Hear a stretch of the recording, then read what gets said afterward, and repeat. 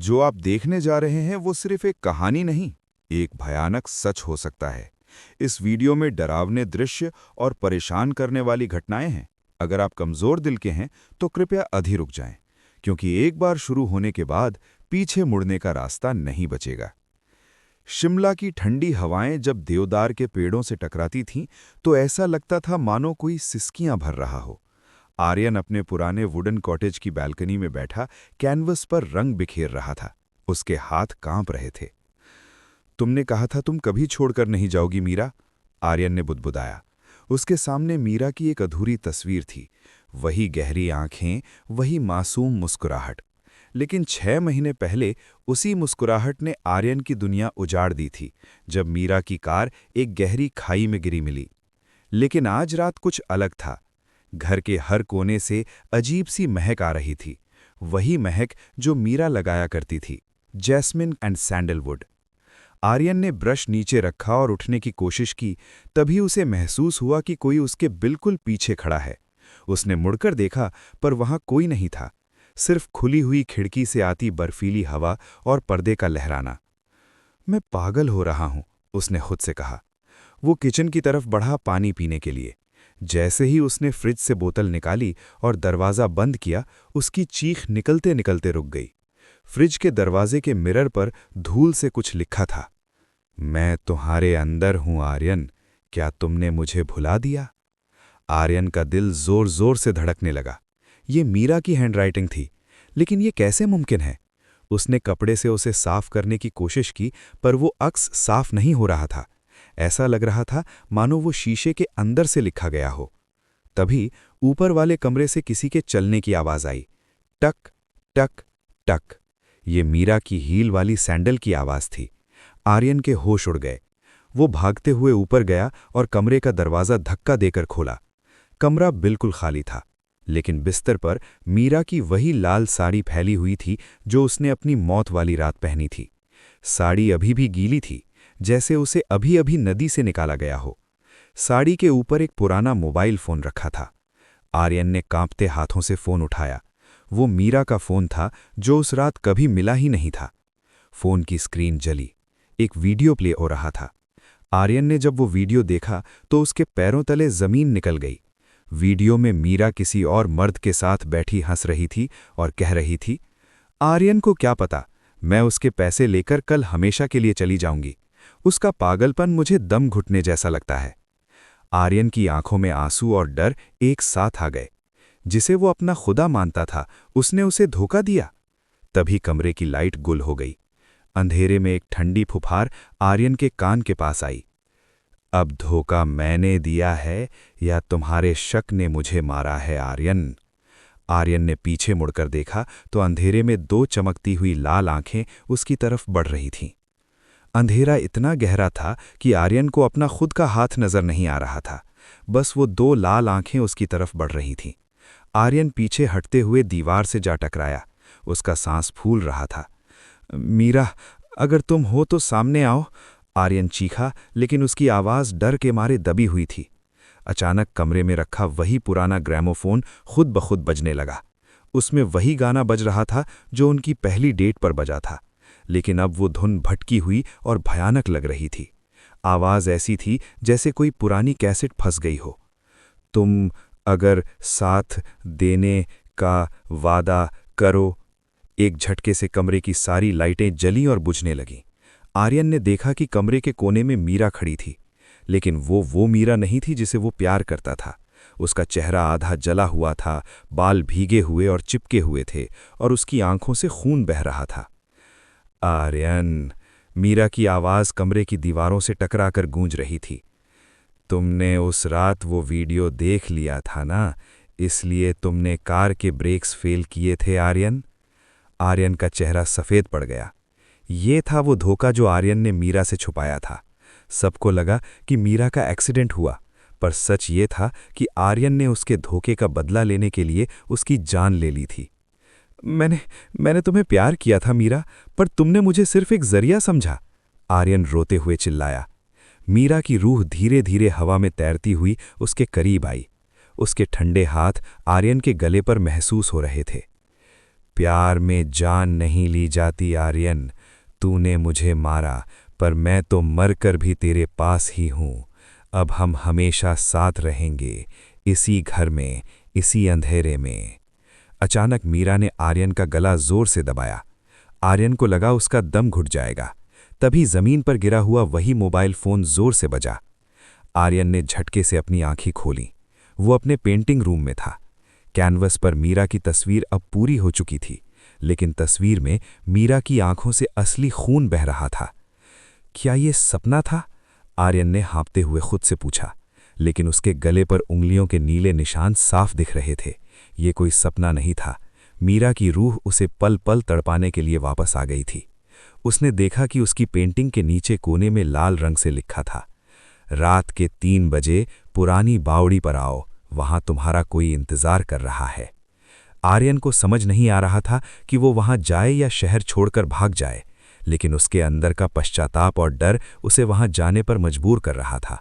उसे लग रहा था कि शायद वहां कोई ऐसा राज है जो अभी भी छुपा हुआ है। रात के 3 बजे थे। शिमला की ठंड हड्डियों को चीर रही थी। आर्यन एक टॉर्च लेकर जंगल के उस रास्ते पर निकल पड़ा जो उस पुरानी बावड़ी की तरफ जाता था। लोग कहते थे कि वो बावड़ी श्रापित है। वहां पहुंचते ही आर्यन को एक और झटका लगा। बावड़ी के किनारे एक शख्स खड़ा था, सफेद कपड़ों में, पीठ करके। कौन हो तुम? आर्यन ने टॉर्च की रोशनी उस पर डाली। वो शख्स धीरे से मुड़ा। वो कोई भूत नहीं, बल्कि आर्यन का पुराना दोस्त समीर था। समीर जो 6 महीने से गायब था, लेकिन समीर की आंखें पथरा गई थीं। आर्यन, तुमने गलत किया, समीर ने बिना किसी एक्सप्रेशन के कहा। मीरा ने तुम्हें धोखा नहीं दिया था। वो वीडियो एक एक्टिंग ऑडिशन का पार्ट था। वो तुम्हें सरप्राइज देना चाहती थी कि उसे फिल्म में काम मिल गया है। वो पैसे जो वो निकाल रही थी, वो तुम्हारे लिए एक नया स्टूडियो खरीदने के लिए थे। आर्यन के हाथ से टॉर्च गिर गई। नहीं, ये नहीं हो सकता। मैंने सब खत्म कर दिया। तभी बावड़ी के अंदर से एक भयानक हंसी गूंजने लगी। समीर का शरीर अचानक अजीब तरह से मुड़ने लगा। उसके मुंह से काला धुआं निकलने लगा और वो जमीन पर गिर पड़ा। बावड़ी के पानी से एक साया बाहर निकला, मीरा की रूह। उसने समीर की लाश को ठोकर मारी और आर्यन की तरफ देखकर हंसने लगी। धोखा मैंने नहीं, तुम्हारे शक ने दिया था आर्यन। अब तड़पो, क्योंकि असली हॉरर तो अब शुरू होगा। आर्यन की रूह कांप गई थी। ये जानकर कि मीरा बेगुनाह थी, उसके सीने में हजारों खंजर एक साथ उतर गए थे। पर अब पछतावे का वक्त निकल चुका था। डर अब उसकी किस्मत थी। बावड़ी का पानी अचानक उबलने लगा, जैसे नीचे कोई आग जल रही हो। मीरा की रूह हवा में तैरती हुई आर्यन के इतने करीब आई कि आर्यन उसकी ठंडी मौत जैसी सांस अपने चेहरे पर महसूस कर सकता था। तुमने सोचा था कि एक बार मौत के घाट उतार दोगे तो सब खत्म हो जाएगा आर्यन। नहीं आर्यन, गुनाह का हिसाब तो जमीन के नीचे होता है। अचानक बावड़ी से कई सारे काले साए बाहर निकले और उन्होंने आर्यन के पैरों को जकड़ लिया।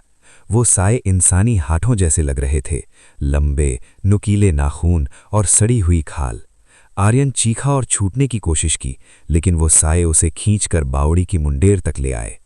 नहीं मीरा, मुझे माफ कर दो, मुझे मार डालो पर यह तड़पन बंद करो, आर्यन गिड़गिड़ा रहा था।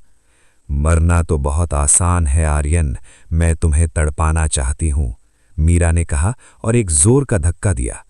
आर्यन बावड़ी की गहराई में गिरने लगा। उसे लगा कि वो पानी में गिरेगा, लेकिन वहां पानी था ही नहीं। वो गिरता गया और एक ऐसी जगह जा गिरा जहां सिर्फ अंधेरा और सड़ी हुई लाशों की महक थी।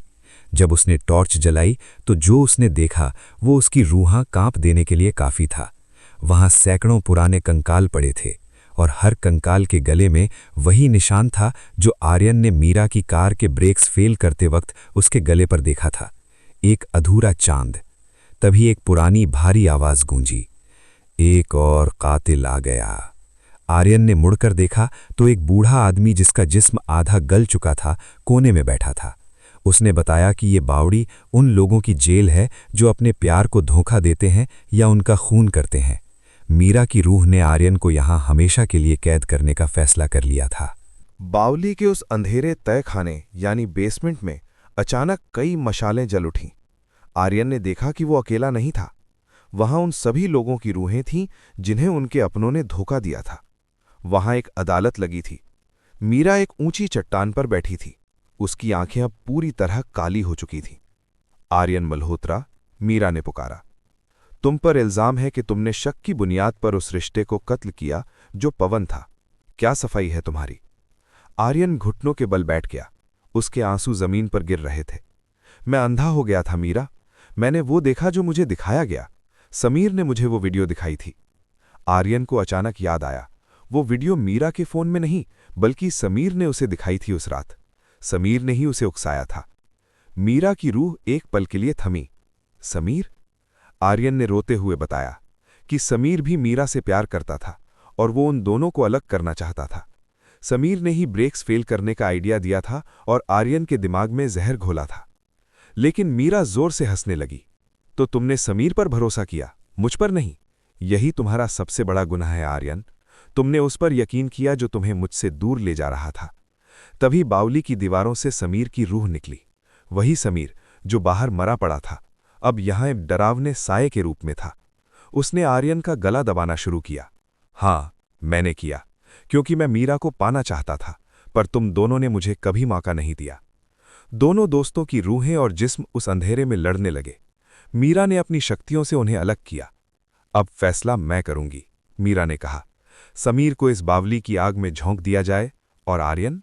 आर्यन ने उम्मीद से मीरा की तरफ देखा। आर्यन को बाहर भेजा जाए ताकि वो हर रोज मेरे गम में मरे। उसे मौत नहीं मिलेगी, उसे सिर्फ मेरी यादें और मेरा डर मिलेगा। वो जिएगा, पर एक जिंदा लाश बनकर।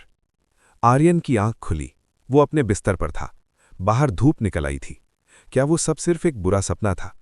उसने चैन की सांस ली और बाथरूम गया चेहरा धोने। लेकिन जैसे ही उसने शीशे में देखा, उसकी चीख निकल गई।